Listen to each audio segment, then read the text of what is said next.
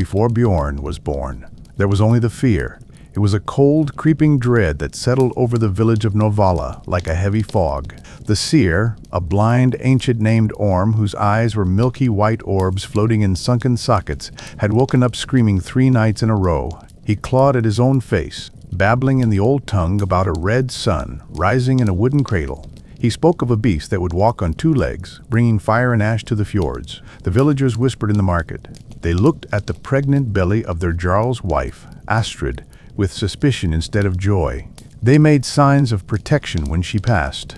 The night the labor began, the world seemed to hold its breath. The wind, which usually howled through the granite passes like a dying god, fell into a terrified, unnatural silence. The sea, usually restless and churning against the jagged cliffs, turned as flat as black glass. Inside the Jarl's longhouse, the air was thick, choking with the smell of burning sage, pine resin, and old fear. Jarl Ragnar paced back and forth, his heavy iron-shod boots thudding against the floorboards like a slow, doom-laden drumbeat. He was a man of war, a warrior who had stood in the shield wall against the southern armies, who had hunted ice bears with nothing but a spear. But tonight his hands shook. Tonight he was afraid. A cry pierced the silence, but it was not the high, thin, life-affirming cry of a newborn. It was the gasp of the midwife, a sound of pure, unadulterated horror. Ragnar rushed to the birthing bed, his heart hammering against his ribs. The midwife stumbled back, clutching a bundle of white furs to her chest, her face pale as winter milk. She made a sign of protection against evil over her heart, her hands trembling so violently she almost dropped the child. "Give him to me," Astrid whispered weakly, reaching out with trembling, sweat-slicked arms. Her eyes were filled with a mother's desperate, blinding hope. "Oh." The midwife shook her head, tears streaming down her face. "You must not look, my lady. It is not right. It is a punishment from the gods." Ragnar stepped forward, his voice low, dangerous, and filled with a father's command. "Give me the boy."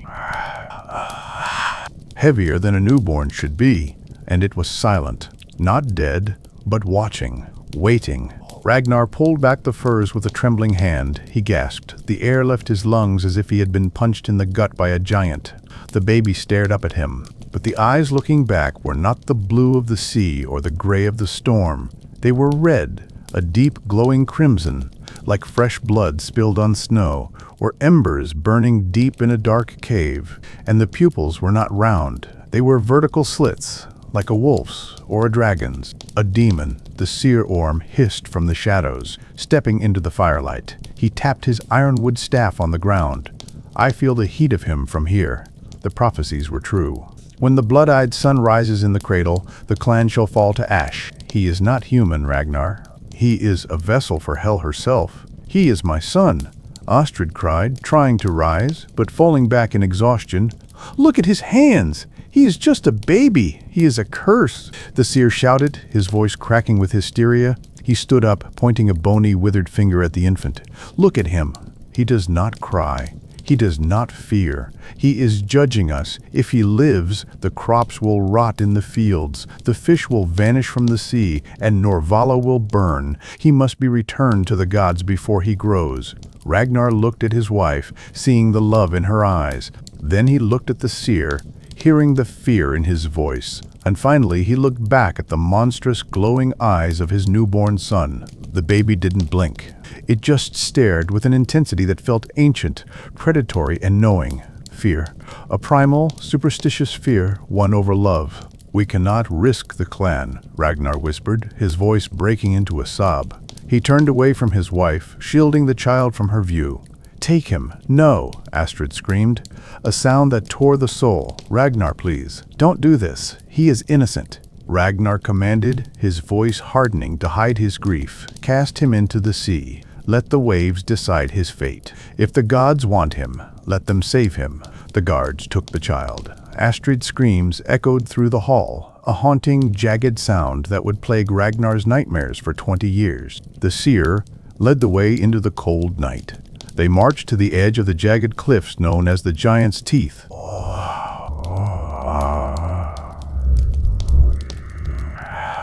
Hundreds of feet down, invisible in the darkness, the seer held the bundle over the abyss. The baby did not make a sound. Those red eyes just stared into the darkness, unblinking. "Go back to the hell you came from," the seer spat. He dropped him. They watched the white bundle fall, spiraling down into the dark, swallowed by the mist until it hit the water and disappeared beneath the froth. The seer nodded, satisfied. The curse was ended. But the sea is vast, and the gods are fickle. It bobbed like a cork, carried by the tide, drifting for miles down the coast, past the village, past the known lands, toward the forbidden coast. A place of dark, twisted forests and jagged caves where no Viking dared to tread. A hermit named Floki was scavenging on the shore of the forbidden coast at dawn. Floki was an outcast himself, a master shipbuilder banished 20 years ago for a crime he didn't commit. He was half mad, his mind fractured by solitude, talking to seagulls and stones. He saw the bundle wash ashore, tangled in seaweed. He drew his rusted knife, expecting to find a drowned corpse to loot for a clasp or a ring. Instead, when he pulled back the wet, heavy wool, he saw a pair of red eyes blinking up at him. Floki didn't recoil. He didn't scream demon. He stared at the baby, and then he looked at the empty gray sky. He burst into a cackling, broken laughter that scared the birds away.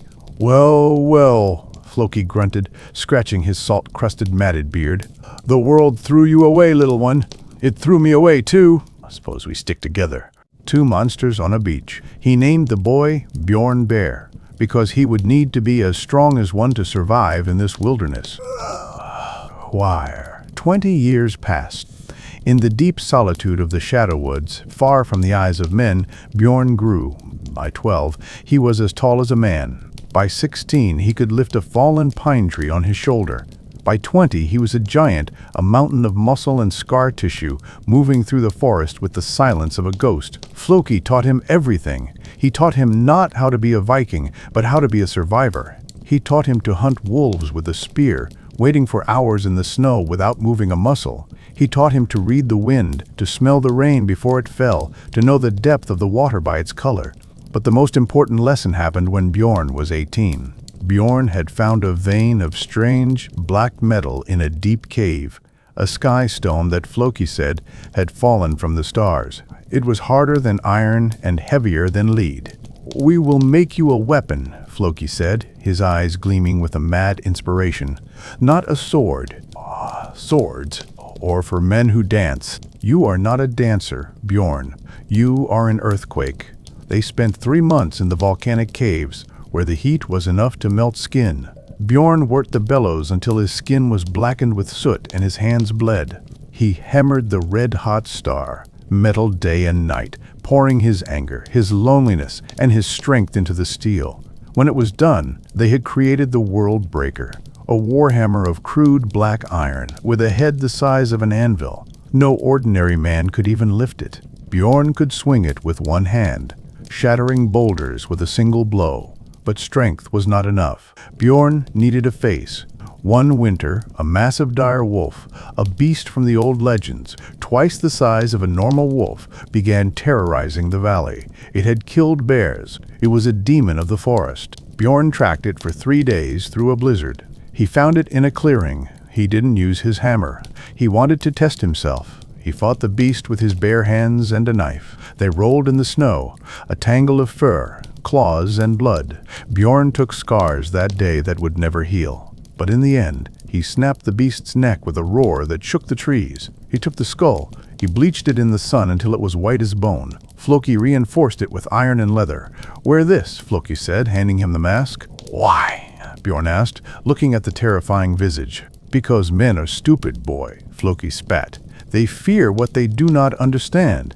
If they see your eyes, they will not see the man. They will see the devil. But if they see the mask, let them fear the beast. Fear is better than hate." So Bjorn lived behind the bone mask. He never saw his own face. He accepted his nature. He was the ghost of the woods. Floki grew old. The winters in the cave were harsh, and the old shipbuilder's cough grew worse, rattling in his chest like loose stones. One night, as a blizzard raged outside, burying the world in white, Floki lay on his furs. Bjorn knelt beside him, holding the old man's frail hand in his massive paw. "Don't go," Bjorn whispered, his voice a deep rumble that shook the cave walls. "You are all I have. Listen to me," Floki wheezed, gripping Bjorn's hand. "They threw you away. They tried to drown you, but the sea gave you back. Do you know why? Bjorn shook his head, tears leaking from his red eyes. Because you have a purpose, Floki said. Do not hate them for their fear. Pity them. Fear makes men do terrible things. But you are not a curse. You are a shield, even if they don't deserve it. Floki died that night. Bjorn buried him on the cliff overlooking the sea, next to the spot where he had washed ashore. Now he was truly alone, a monster in a mask, waiting for a war he didn't understand. Meanwhile, in Norvala, safety had made the people soft. Jarl Ragnar was an old man now, his hair white as bone, his strength fading. The village had prospered. The prophecy was forgotten. But safety is a lie. The threat came from the east. They called themselves the Iron Legion. They were not raiders. They were conquerors. They wore armor of black plate. They worshipped pain. They didn't just steal gold. They burned history. They arrived at dawn, 10 black ships, their sails painted with skulls, broke through the mist. The alarm horns blew. To the walls, Ragnar shouted, trying to rally his men. But the Iron Legion was too strong. They landed like a plague. They had siege engines, battering rams, tipped with iron wolf heads. The gates of Norvala shattered with a sound like thunder. The legion poured in like black oil. They slaughtered the guards. They set fire to the roofs. Ragnar fought bravely, standing before the longhouse. But he was old. A massive legion warrior, the warlord Guthrum, simply laughed. Guthrum swung a heavy mace, shattering Ragnar's sword and knocking the old Jarl into the mud. The village square was filled with screaming villagers. The legion surrounded them, herding them like cattle. Guthrum walked through the crowd, towering over them. He removed his helm, revealing a face tattooed with runes of death. "Is this it?" Guthrum roared, kicking Ragnar in the ribs. "Is this the strength of the West? You fight like sheep." Ragnar spat blood on the warlord's boot. "The gods will punish you." "Your gods are dead," Guthrum sneered. He raised his mace to crush the old man's skull. "I am your god now." It struck the head of Guthrum's mace mid-swing, shattering the steel with a spray of sparks and sending the weapon spinning away into the fire. Silent. Absolute, stunned silence fell over the burning village. Guthrum stumbled back, clutching his numb hand. "Who dares?" he roared, looking at the forest. From the shadow of the trees, a figure emerged. He was massive. He stood a head taller than the tallest Legion warrior. He wore furs that looked ancient and weathered. He dragged a warhammer that carved a deep furrow in the earth as he walked. But it was his face that froze the blood in their veins. He wore the skull of a wolf, and through the eye sockets, 2 red lights glowed like coals from hell. The ghost. The villagers whispered, trembling, the demon of the woods. Bjorn walked into the open. Thud, thud, thud, thud, thud. Each step shook the ground. He stopped 20 paces from the army. He looked at the burning houses. He looked at Jarl Ragnar, the father who had thrown him away. "You," Guthrum laughed nervously, trying to hide his fear, a man in a dog mask. "You think you can stop the Iron Legion alone?" Bjorn didn't speak. He dropped the head of his hammer to the ground. "Boom! Alone!" Bjorn's voice was a deep, distorted growl that sounded like stones grinding together. "I am not alone. I bring death with me." Guthrum signaled his elite guard, 10 berserkers in full-plate armor. "Kill him. Bring me his head." The 10 berserkers charged. Bjorn didn't flinch. He waited. He waited until they were almost upon him. Then he moved. He swung the hammer. It struck the first 3 men in a single arc. Their armor crumpled like paper, bones shattered. They were thrown 30 feet through the air, landing as broken heaps. Bjorn spun, using the momentum. A spear thrust at him, caught in his furs. He grabbed the spear, snapped the shaft, and stabbed the attacker with his own weapon. He headbutted a man with the wolf skull mask, the bone cracking the enemy's helmet. He was a whirlwind of violence. He didn't block, he attacked.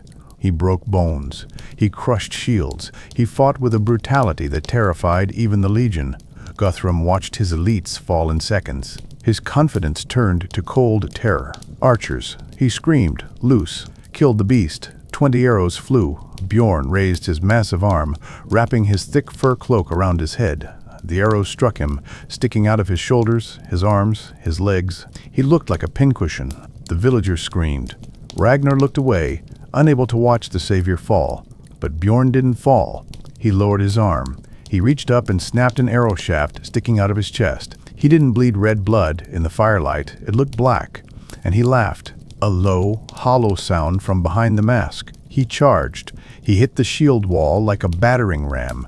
He fought his way to Guthrum. The warlord drew a sword, desperate now. "What are you?" Guthrum shrieked. Bjorn caught the sword with his bare hand. The blade sliced deep into his palm, but Bjorn didn't let go. He ripped the sword away and snapped it in half. He grabbed Guthrum by the throat and lifted the massive warlord into the air with one hand. Bjorn leaned close, his red eyes burning inches from the warlord's face. "I am the omen you fear," Bjorn whispered. He threw Guthrum. The warlord flew through the air and crashed into the stone pillar of the village well. He slid down, broken and still. The Iron Legion, seeing their invincible leader thrown like a doll, broke. The fear was contagious. "Demon," they screamed. They screamed. "Run. It cannot be killed."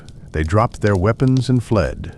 They ran for their ships, scrambling over each other in panic. Bjorn didn't chase them. He stood amidst the carnage, breathing heavily, steam rising from his blood-soaked furs. The silence returned to the village. Only the crackling of the fires remained. The surviving villagers crept out of the shadows. They surrounded the giant warrior but kept a wide circle. They were terrified.